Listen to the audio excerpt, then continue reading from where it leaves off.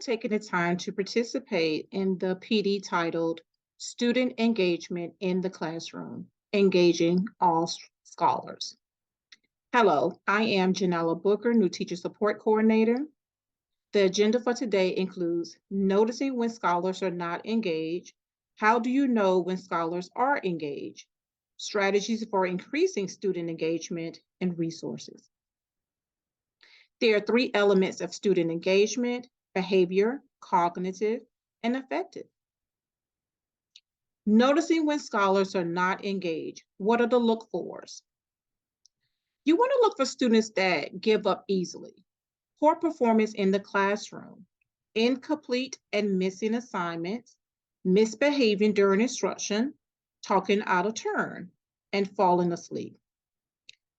Teachers can use these monitoring techniques to engage all scholars. Scan the room, monitoring attention levels, and measuring engagement.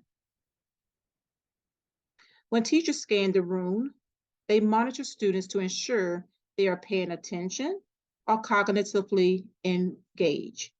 They ask content-related questions and allow the scholars to move around by using engagement strategies such as think, peer, share, gallery walks, huddle, turn and talk. They monitor attention level by circulating the classroom, listening to the scholars' conversations. Make sure scholars are engaged in and on topic conversations and completing class assignments. They adjust accordingly to help scholars that are unfocused and disengaged to focus on the lesson. Measuring engagement. Ask all scholars questions related to the content. Start with the scholars that appear off task or disengaged. Check their responses. Break scholars up into groups to discuss if they agree or disagree. They should be able to use evidence when answering the questions. How do you know when scholars are engaged?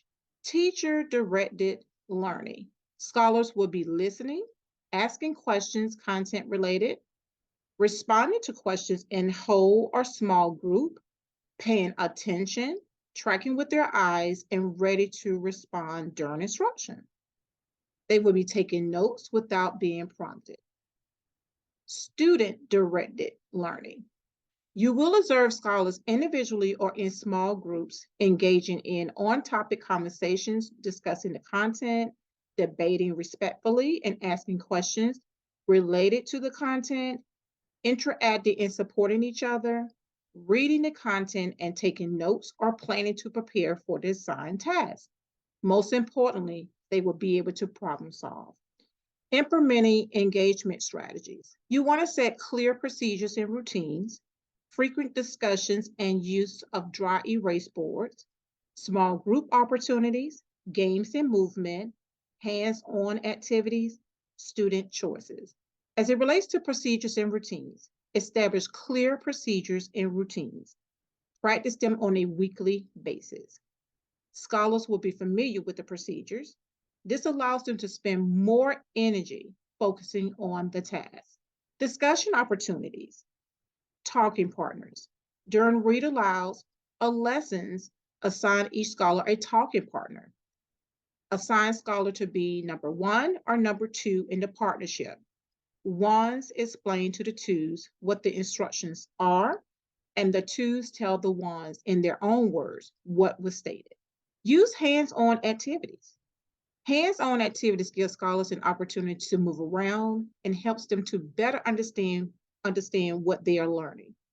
Using hands-on materials helps scholars maintain attention during lessons and activities. Lectures are good when you are delivering direct instruction. Student engagement would increase greatly in the classroom when you limit lecturing. At least 3 to 4 times a week, ask yourself, how can I teach this concept using hands-on activities? Small group instruction. Small group instruction centers around differentiated instruction. Teachers are able to interact with their scholars on a more personal level, allows for the scholars to be in close proximity to the teacher. This allows each lesson to feel personal and results in greater participation. allows scholars to collaborate with their peers. Games. Children loves games. Teacher created games. Create games that are fun to practice skills taught during instruction, such as vocabulary drills, math facts, letter sounds. This allows scholars to have fun while learning.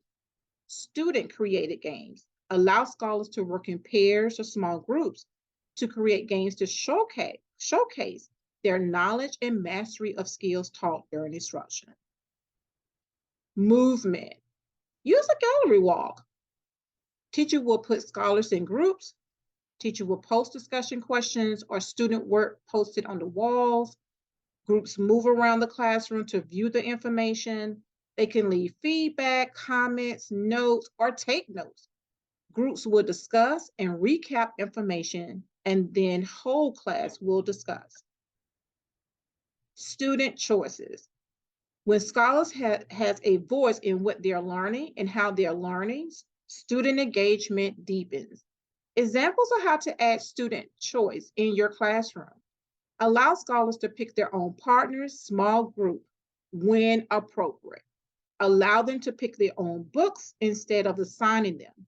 Instead of the teacher assigning all scholars the same project, provide them with a menu of project choices. If there are 7 questions on a page, allow them to pick the 4 they want to answer. Resources. Please take a moment and look at the 2 books that I have here on the screen. These 2 books are very good with increasing engagement in your classroom. Thank you so much for participating in this PD. I am Janella Booker, New Teacher Support Coordinator.